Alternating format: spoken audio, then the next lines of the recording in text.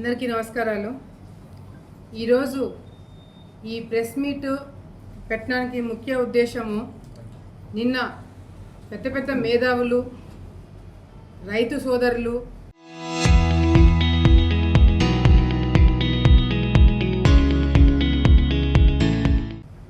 రైతులకి, రాయలసీమకి మేలు చేయాలనుకున్న గొప్ప గొప్ప నాయకులందరూ నిన్న సమావేశం జరిగి ఆ సమావేశంలో మాట్లాడిన దానికి మేమందరం కూడా చెల్లించిపోయి ఈ ప్రెస్ మీట్ పెట్టాలని అనుకోవడం జరిగింది. ఈరోజు ఎవరైతే నిన్న ప్రెస్ మీట్ పెట్టి రాయలసీమ వాసులకి, రైతులకి నష్టం జరుగుతుంది అని చెప్పి మాట్లాడిన నాయకులందరికీ కూడా ఈరోజు ఏదైతే రాయలసీమ లిఫ్ట్ ఇరిగేషన్ గురించి మాట్లాడిన నాయకులు, మేము గతంలో కూడా అటు అసెంబ్లీలో కావచ్చు, మిగతా సమయంలో ప్రెస్ మీట్లు పెట్టినప్పుడు కూడా ఒకటే అడిగినాం, రాయలసీమ లిఫ్ట్ ఇరిగేషన్ వల్ల రాయలసీమ రైతులకి ఏ విధంగా న్యాయం జరుగుతుంది, ఏ విధంగా నీళ్లు తీసుకురాగలుగుతారు అని చెప్పి ఒక ప్రశ్న అడగడం జరిగింది. దానికి ఎవరు సమాధానం చెప్పలేకపోయినారు. ఈరోజు కూడా అడుగుతున్నారు. నిన్న చాలా పెద్ద పెద్ద మాటలు మాట్లాడినారు. లిఫ్ట్ ఇరిగేషన్ గురించి, చంద్రబాబు నాయుడు గారి గురించి, రాయలసీమకి తెలుగుదేశం పార్టీ చంద్రబాబు నాయుడు గారు ఏ విధంగా నష్టం చేస్తారని చెప్పి చాలా పెద్ద పెద్ద మాటలు మాట్లాడినారు. నేను ఒకటే అడుగుతున్నాను, రాయలసీమ లిఫ్ట్ ఇరిగేషన్ మీరు డిజైన్ చేసిన రాయలసీమ లిఫ్ట్ ఇరిగేషన్ ఏ విధంగా రాయలసీమ వాసుల్లో ఈ రాయలసీమ లిఫ్ట్ ఇరిగేషన్ ఏదైతే మట్టి పని గత ప్రభుత్వము వీళ్ళు వైసీపీ నాయకులు చేసినారో ఆ మట్టి పని కాకుండా తర్వాత సెకండ్ ఫేజ్, థర్డ్ ఫేజ్లో ఉన్న ల్యాండ్ యాక్విజిషన్, అంటే రైతుల దగ్గర నుంచి భూమి తీసుకోవడము, ప్రాజెక్ట్ కట్టడానికి భూమి తీసుకోవాలి కదా, గవర్నమెంట్ ల్యాండ్ ఏమైనా ఉందా అని 1000 ఎకరాలు లేదు కదా. సో నెక్స్ట్ స్టేజ్ ఏంటంటే దానికి వాళ్ళ దగ్గర ప్రపోజల్స్ లేవు. అంటే కేవలము మట్టి పని వరకు మాత్రమే పని చేసుకోవడానికి వాళ్ళు ప్రపోజల్స్ పెట్టారే తప్ప నెక్స్ట్ ఫేజ్ ఆ ప్రాజెక్ట్ కట్టడానికి ల్యాండ్ యాక్విజిషన్ కూడా వాళ్ళు చేయలేకపోయినారు. దానికి వైసీపీ నాయకులు సమాధానం చెప్పలేకపోతున్నారు. అంతేకాకుండా ఏదైతే మేము అంటే వాళ్ళు చెప్పుకోవడము, వైసీపీ నాయకులు వాళ్ళ ప్రభుత్వంలో ఉన్నప్పుడు వాళ్ళు 80% ప్రాజెక్టు పూర్తి చేశారంట. ఎక్కడ కట్టినారు? ఆ 80% ప్రాజెక్టు లిఫ్ట్ ఇరిగేషన్ ఎక్కడ కట్టారు? మా కళ్ళకట్టే కనిపించట్లా. వీళ్ళు ఏమైనా గాలిలో కట్టుకున్నారేమో చూడాలి మరి. ఎందుకంటే ప్రజలకి వాస్తవాలు చెప్పకుండా అవాస్తవాలు చెప్పి మేము అది కట్టినాం, ఇది కట్టినాం అంటే నేను ఛాలెంజ్ చేస్తున్నా. వైసీపీ నాయకులు మాట్లాడే వాళ్ళు ఎవరైనా సరే, ఏ నాయకుడైనా సరే, మీడియా మిత్రులను తీసుకొని, రైతులను తీసుకొని మీరు కట్టిన ప్రాజెక్టు ఎక్కడుందో ఒక్కసారి చూడడానికి వెళ్దాం. అక్కడ మట్టి పని కాకుండా ఇంకేమన్నా మీరు కట్టినట్టుగా కనిపిస్తే మాత్రం తెలుగుదేశం పార్టీని మేమందరం క్షమాపణ చెప్పడానికి మేము సిద్ధంగా ఉన్నాం. ఈరోజు 900 కోట్ల రూపాయలు కేవలం మట్టి పని చేసి మీరు బిల్లులు తీసుకున్నారు. ఆ 900 కోట్ల రూపాయలు ఖర్చు పెట్టింది ఒక్క చుక్క నీళ్ళైనా మీరు రైతులకు నీళ్ళు అందజేసినా కదా మీ ప్రభుత్వంలో? లేదు. ఎన్జిటి పర్మిషన్స్ లేవు, ఎన్విరాన్మెంటల్ పర్మిషన్స్ లేవు, కేంద్రం నుంచి పర్మిషన్ లేకుండా వీళ్ళు ఇష్టాచారంగా కట్టుకుంటూ పోతే ఆపినారు. ఇప్పుడు దానికి నష్టం ఎవడు కూర్చాలా? తెలుగుదేశం పార్టీ ప్రభుత్వం కూర్చాలా? నిన్న మన బుగ్గన్న గారు మాట్లాడుతూ చంద్రబాబు నాయుడు గారు అసలు రాయలసీమలో పుట్టడము రాయలసీమ వాసులందరికీ కూడా బాధాకరంగా ఉందంట. రాయలసీమకు అసలు ఏం చేశారని చెప్పి మాట్లాడుతున్నాడు. మీరేం చేస్తున్నారు? మేమేం చేసినా పెద్ద లిస్టే ఉంది. మీరు ఏం చేసినారు? మీరు ఏం చేయగలిగినారు? ఇదే ఎత్తిపోతుల పథకము మీరు తలుచుకోయింటే పూర్తి చేయాల్సింది. ఎందుకు చేయలేకపోయినారు? ఆ రోజు తెలంగాణ ప్రభుత్వంతో కేసీఆర్తో కుంభక్కయింది మీరా, చంద్రబాబు నాయుడు గారా? ఆ రోజు కేసీఆర్తో కుంభక్కయ్యి ఏ విధంగా ఒకరి ఇళ్ళ కాడకు ఒకరు పోయినారు. ఆ రోజు ఈ ప్రాజెక్టు తెలంగాణ వాసులు ఆపినప్పుడు మీరు ఎందుకు కొట్లాడలేకపోయినారు? ఆ రోజు కేసీఆర్ మీద ఒక్కరంటే ఒక్కరైనా మాట్లాడగలిగినారా? జగన్మోహన్ రెడ్డి గారు మాట్లాడినారా? బుగ్గన్న రాజా గారు మాట్లాడినారా? వైసీపీ నాయకులు ఏ ఒక్కడైనా మాట్లాడగలిగినారా కేసీఆర్ మీద? ఎందుకు మాట్లాడలేకపోయినారు ఆ రోజు మీరు? అంతేకాకుండా ఈరోజు రాయలసీమకి ఏం చేశారని చెప్పి మాట్లాడుతున్నారు. ఈరోజు ముచ్చుమరి ఈ ప్రాంతానికి రావడానికి కారణం ఎవరండి? చంద్రబాబు నాయుడు గారు కాదా? రాయలసీమకి ఏం చేశారని చెప్పి మాట్లాడుతున్నారు. పట్టిసీమ ఎవరు తీసుకొచ్చినారండి? చంద్రబాబు నాయుడు గారు కాదా? హెచ్ఎన్ఎస్ఎస్ ఈరోజు పనులు చేస్తున్నారు. అది ఎవరు చేస్తారండి? ఎవరు హయాంలో జరుగుతుందండి? చంద్రబాబు నాయుడు గారి హయాంలో కాదా? అంతేకాకుండా అలగనూరు కడపకి నీళ్లు తీసుకురావడానికి ఉన్న అలగనూరు ప్రాజెక్టు 32 కోట్ల రూపాయలు ఖర్చు పెడితే అయిపోయేది. ఈరోజు మీరు గాలికి వదిలేస్తే ఈరోజు అలగనూరుకు కూడా డబ్బు ఖర్చు పెట్టేది ఎవరండి? చంద్రబాబు నాయుడు గారు కాదా? ఓర్వకల్లుకి ఎయిర్పోర్ట్ తీసుకొచ్చింది ఎవరండి? చంద్రబాబు నాయుడు గారు కాదా? కియా మోటార్స్ తీసుకొచ్చింది ఎవరండి? చంద్రబాబు నాయుడు గారు కాదా? ఈరోజు చివరి ఆయకట్టు వరకు రాయలసీమ ప్రాంతంలో నీళ్లు వస్తున్నాయంటే ఆ ఘనత ఎవరిదండి? చంద్రబాబు నాయుడు గారు కాదా? మీరేం చేసినారు? రాయలసీమకి క్యాపిటల్ తీసుకొస్తారంట. ఏం క్యాపిటల్? జ్యుడిషియరీ క్యాపిటల్, హైకోర్టు తీసుకొస్తారంట. ఎక్కడుంది హైకోర్టు? ఎక్కడ తీసుకురాగలిగినారు హైకోర్టు మీరు? అంతేకాకుండా ఈరోజు బుగ్గన్న గారు ఎంత ఆయన గతంలో మంత్రిగా చేస్తున్నారు. అంతో కొంత వైసీపీ నాయకుల్లో కొద్దిగా మాట్లాడగలిగిన వ్యక్తి బుగ్గన రాజా గారు. ఆయన నిన్న అమరావతి క్యాపిటల్ ఏమి సాధిస్తారు మీరు? అమరావతి మునిగిపోవాలని చెప్పి మాట్లాడతారా? అమరావతి క్యాపిటల్ మన రాజధాని మునిగిపోవాలా, నష్టం జరగాలని చెప్పి రాష్ట్రానికి మాట్లాడుతున్నారంటే మీరు మిమ్మల్ని ఏమని అనుకోవాలా? ప్రజలు మిమ్మల్ని చూసి ఏ విధంగా హర్షిస్తారు? మీకు నిజంగాంటే రాయలసీమ మీద అంత ప్రేమ ఉందని అనుకుంటే జగన్మోహన్ రెడ్డి గారు అక్కడెక్కడో క్యాపిటల్ పెట్టాలని చెప్పి మాట్లాడుతున్నారు. ఎందుకు రాయలసీమలో క్యాపిటల్ పెట్టాలని ఎందుకు మాట్లాడట్లేదు? ఆ రోజు అసెంబ్లీలో అమరావతి క్యాపిటల్ పెడతామన్నప్పుడు ఎందుకు జగన్మోహన్ రెడ్డి గారు ఒప్పుకున్నారు? కర్నూలులో క్యాపిటల్ రావాలని ఎందుకు మాట్లాడలేకపోయినారు? ఈ రోజు కూడా క్యాపిటల్ అక్కడ పెట్టాలి ఇక్కడ పెట్టాలని సలహాలు ఇస్తున్నారే కానీ రాయలసీమలో క్యాపిటల్ పెట్టాలని ఎందుకు మాట్లాడలేకపోతున్నారు మీరు? కేవలము ఇది మీ రాజకీయం కోసము చంద్రబాబు నాయుడు గారిని, ఈ ప్రభుత్వాన్ని కించపరిచేలాగా మీరు డిస్టర్బెన్స్ క్రియేట్ చేస్తూ డైవర్షన్ పాలిటిక్స్ అప్పుడు చేస్తున్నారు, మళ్ళీ ఇప్పుడు చేస్తున్నారు. అమరావతిలో క్యాపిటల్ మునిగిపోవాలంటే, ప్రజలు చనిపోవాలంటే, నష్టపోవాలంటే రాష్ట్రానికి రాజధాని రాకుండా చేయాలని చెప్పి కంకణం కట్టుకొని కూర్చున్నారు వైసీపీ నాయకులు. చంద్రబాబు నాయుడు గారు రాయలసీమ నాది కోస్తానా నాది ఏదైనా చూడట్లేదు.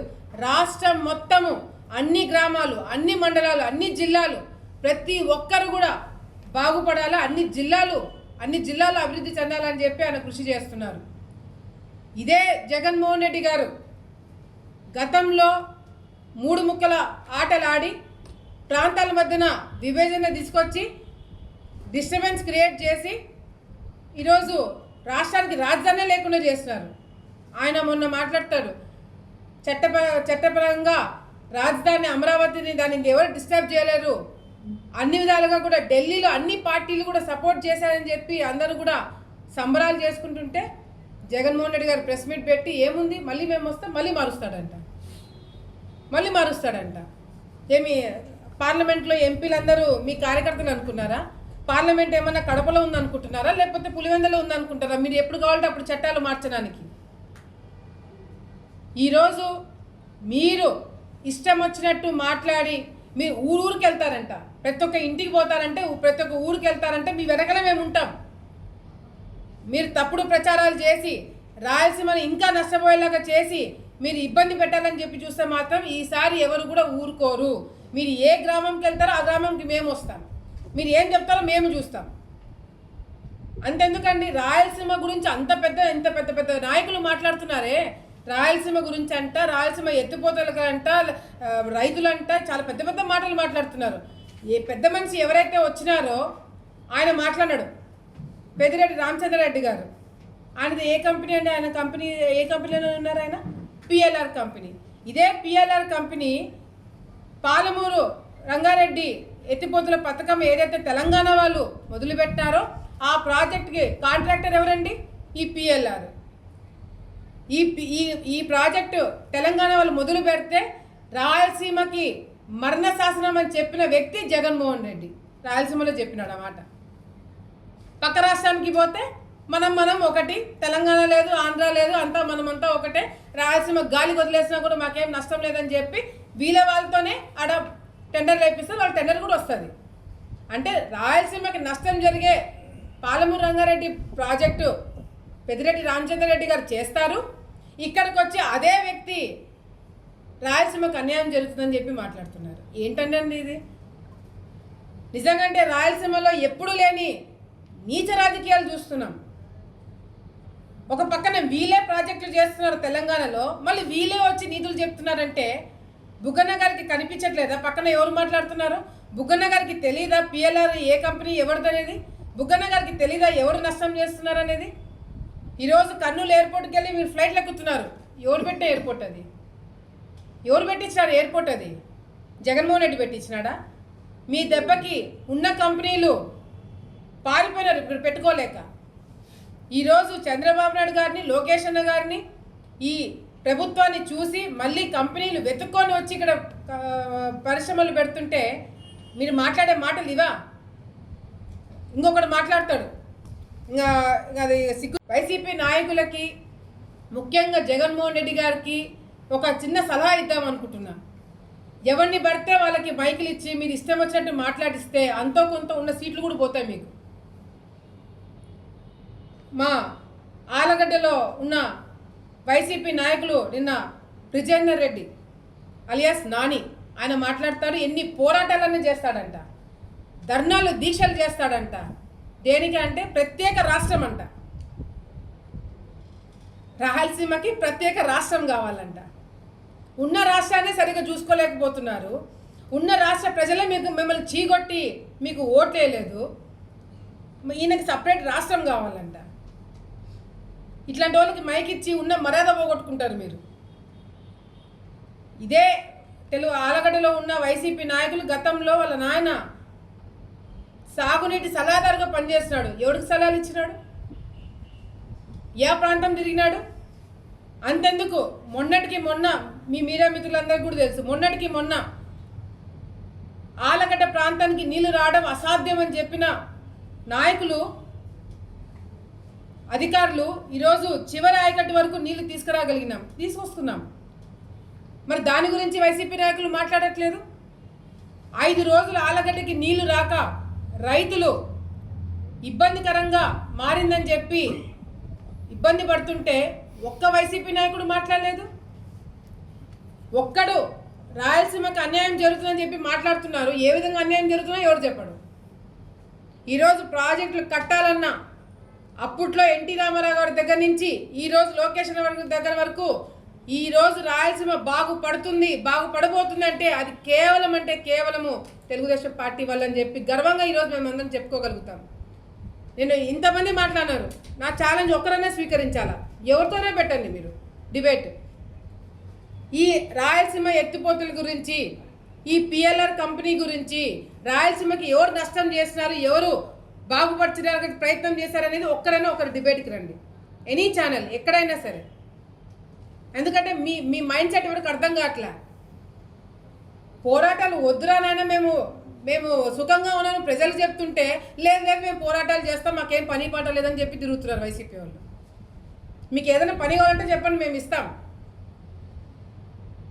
అంతేగాని లేని సమస్యల గురించి సృష్టించి పోరాటాలు చేస్తారంట. నేను బ్రిజేందర్ రెడ్డి గారిని అడుగుతున్నా, ఏం పోరాటాలు చేస్తారు? ఏం పోరాటాలు చేస్తావు ఇంతవరకు నువ్వు? ఒక కేసు లేదు నీ మీద, ధర్నా కేసులు కూడా నాకు తెలిసి ఉండిండవు.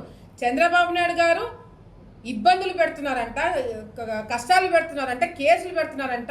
చంద్రబాబు నాయుడు గారు ఎన్ని ఇబ్బందులు పెట్టినా, నిజంగా అంటే చంద్రబాబు నాయుడు గారు ఇబ్బంది పెట్టాలనుకుంటే ఈరోజు మీరు మీటింగ్లు పెట్టగలుగుతారా? నిజంగా అంటే ఆయన ఇబ్బంది పెట్టాలనే ఆలోచన ఉండింటే మిమ్మల్ని మేము మాట్లాడించే వాళ్ళమా?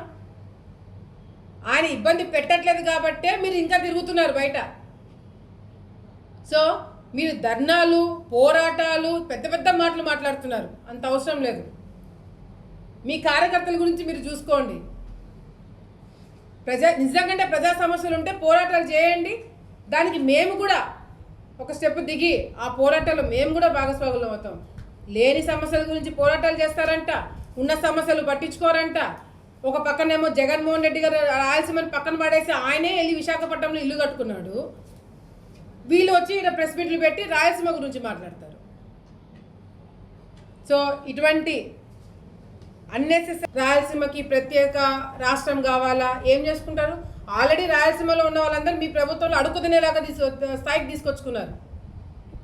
నీళ్ళు లేవు, ప్రాజెక్టులు లేవు, రైతు ఆత్మహత్యలు చేసుకుంటే పట్టించుకునేవాడు లేడు, రోడ్లు లేవు, కాలువలు లేవు, ఏమి లేకుండా రాయలసీమని పక్కన పడేస్తున్నారు.